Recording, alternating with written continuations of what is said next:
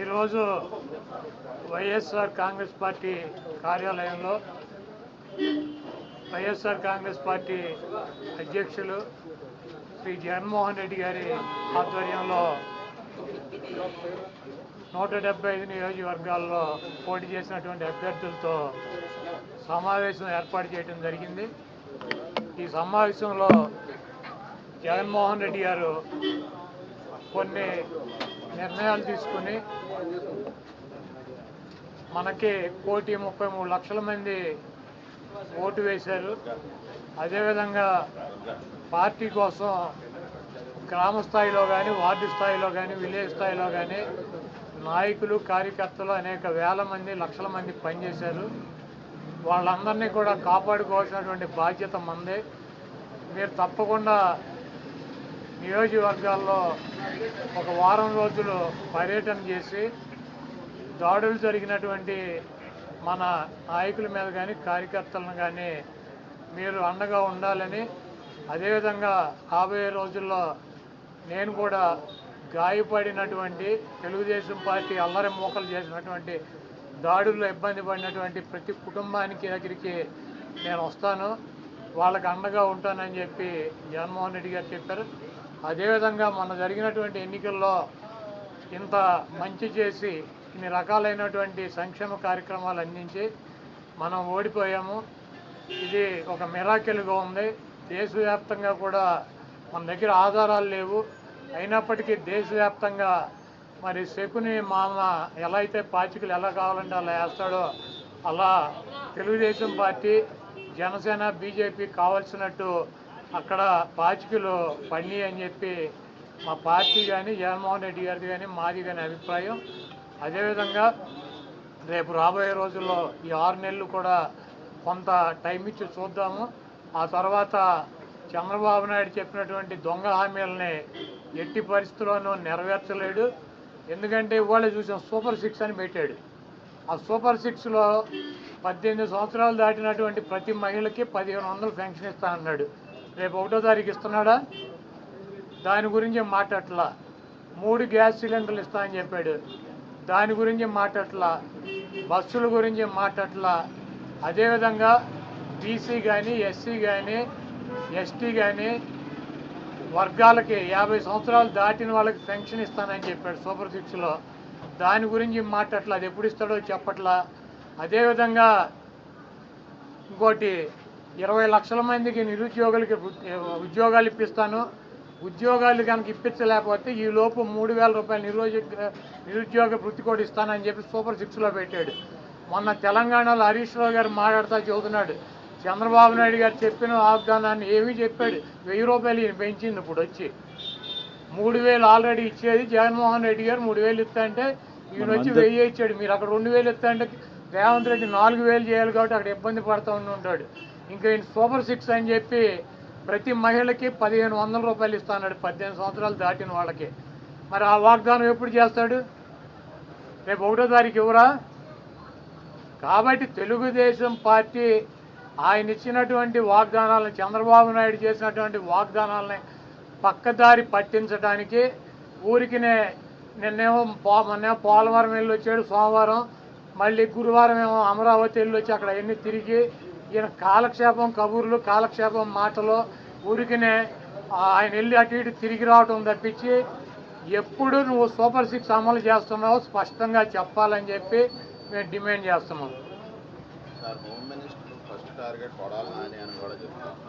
ఇప్పుడు ఇది ప్రజాస్వామ్య దేశం. ఎవరిని టార్గెట్ చేసుకున్నప్పుడు నేను పోయినంత మాత్రాన నన్ను టార్గెట్ చేస్తే వైఎస్ఆర్ కాంగ్రెస్ పార్టీ ఏం ఆగదు. జగన్మోహన్ రెడ్డి గారు ఇంటికి కూడా వీళ్ళు ఏం పీకలేరు.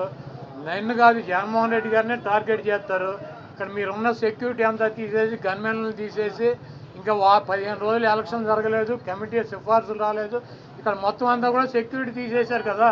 తీసేసి ఎల్లో మీడియా కెమెరాలు పట్టుకొచ్చి జగన్మోహన్ రెడ్డి గారి ఇంట్లోకి ఎట్టేళ్ళాలి, గోడ దూకి ఎట్టేళ్ళాలి, ఇవన్నీ కూడా వాళ్ళే చూపిస్తున్నారు. కాబట్టి ఇక్కడ టార్గెట్ ఎవరు దొరికితే ఆ టార్గెట్. ఇటువంటి వాటికి భయపడే ప్రసక్తి లేదు. ఎవడెవడికి టార్గెట్టో, ఎవడెవడి చేతులు ఏం రాసి ఉందో అవన్నీ పైన ఉన్నటువంటి భగవంతుడు నిర్ణయిస్తాడు. ఎవరి టార్గెట్లు ఎవరికి ఏమవుతుందో చూద్దాం రాబోయే రోజుల్లో. అదేవిధంగా ఋషికొండలో కట్టినటువంటి పర్యాటక కేంద్రంలో కట్టినటువంటి భవనాలనే ఈ సిగ్గు ఎగ్గు లేనటువంటి తెలుగుదేశం పార్టీ, ఈ సిగ్గు ఎగ్గు లేనటువంటి ఎల్లో మీడియా అది జగన్మోహన్ రెడ్డి గారి నివాసం అని చెప్పి చూపిస్తున్నారు 3 రోజుల నుంచి. వెళ్ళి జగన్మోహన్ రెడ్డి గారు అక్కడ నివాసం ఉన్నాడా? జగన్మోహన్ రెడ్డి గారు 2014 నుంచి 19 దాకా ప్రతిపక్ష నాయకుడిగా ఉన్నాడు.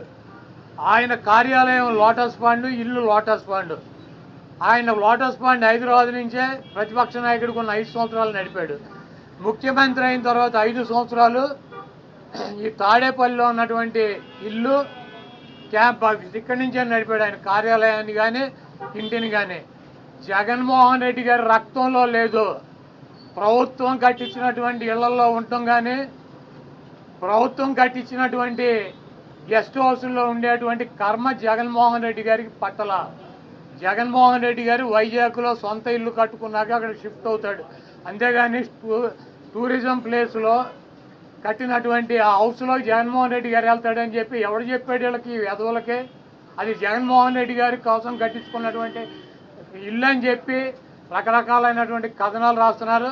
అది ఒక అంతర్జాతీయ రాజధానిగా తీర్చిదిద్దాలన్నదే వైఎస్ఆర్ కాంగ్రెస్ పార్టీ లక్ష్యం. దాన్ని రాజధాని చేయాలన్నదే ఆ రోజు నిర్ణయించుకున్నాం. కాబట్టి అక్కడ ఇంటర్నేషనల్ సెమినార్లు జరుగుతున్నాయి. అనేక మంది ఇంటర్నేషనల్ సంబంధించినటువంటి దేశ విదేశాల నుంచి అనేక మంది పారిశ్రామికవేత్తలు వస్తున్నారు. కనీసం వాళ్ళకి సౌకర్యం ఉండటానికి అవకాశం లేనటువంటి పరిస్థితి ఉంది.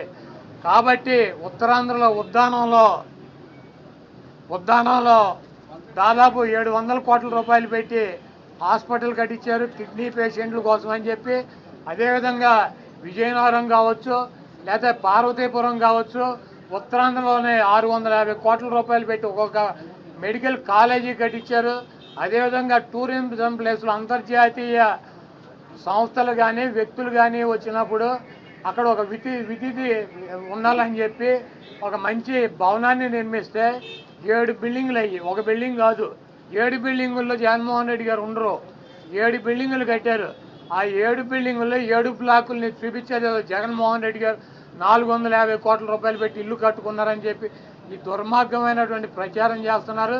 ఇవన్నీ కూడా ప్రజలు గమనిస్తారు. చంద్రబాబు నాయుడుకి ఇచ్చినటువంటి వాగ్దానాలు నెరవేర్చలేక నీకు సూపర్ 6లో పెట్టినటువంటి వాగ్దానం 1500 రూపాయలు ఇస్తానని చెప్పావా, చెప్పలేదా? 18 సంవత్సరాలు దాటిన వాళ్ళకి రేపు 1వ తారీఖు నీకు దమ్ముంటే 20 లక్షల మంది నిరుద్యోగులకు 3000 ఇస్తానని చెప్పావా లేదా?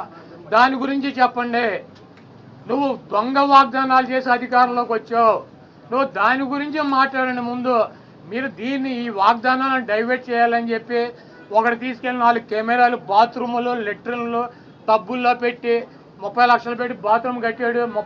జగన్మోహన్ రెడ్డి గారు ఇల్లు అది. జగన్మోహన్ రెడ్డి గారు ఎప్పుడన్నా ప్రభుత్వ కార్యాలయాలు ఉన్నాడా?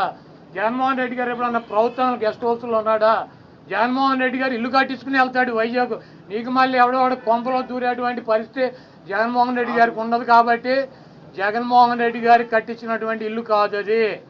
అది టూరిజం సంస్థ ద్వారా టూరిజానికి సంబంధించి కట్టించినటువంటి 7 బ్లాకులు వాటిని కట్టారు.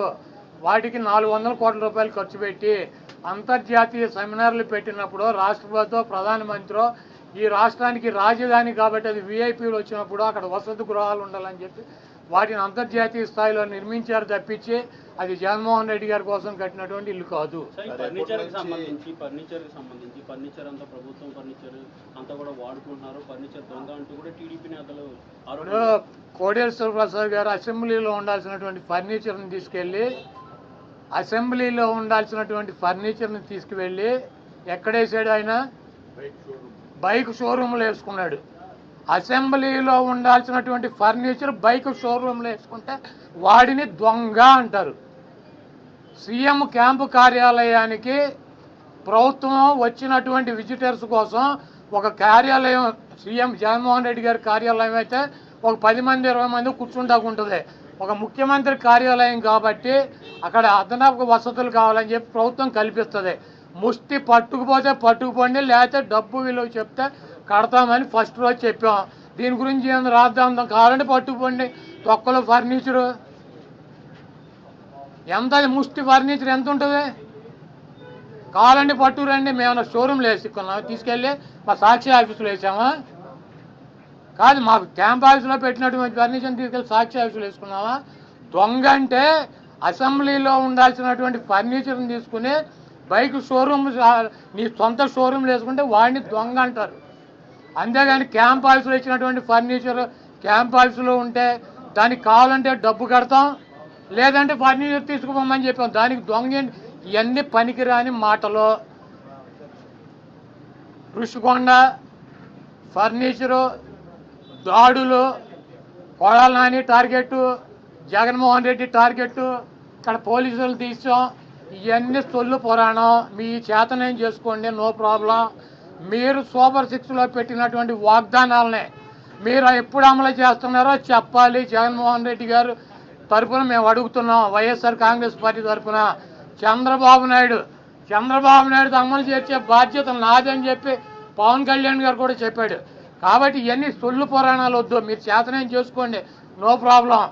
మీరు ఎవరిని చంపేయాలో చంపేయండి, ఎవరిని కొట్టాలని ఉన్నారు కొట్టండి, ఏం చేయాలని ఉన్నారు చేసుకోండి. మీరు సూపర్ 6లో ఇచ్చినటువంటి వాగ్దానాలనే 1వ తారీఖు నుంచి 4000 పెన్షన్తో పాటు అమలు చేస్తున్నారా లేదా, దీనికి స్పష్టంగా సమాధానం చెప్పండి. సార్, జగన్ గారి యాత్ర ఎప్పటి నుండి స్టార్ట్ అయ్యే అవకాశం ఉందండి?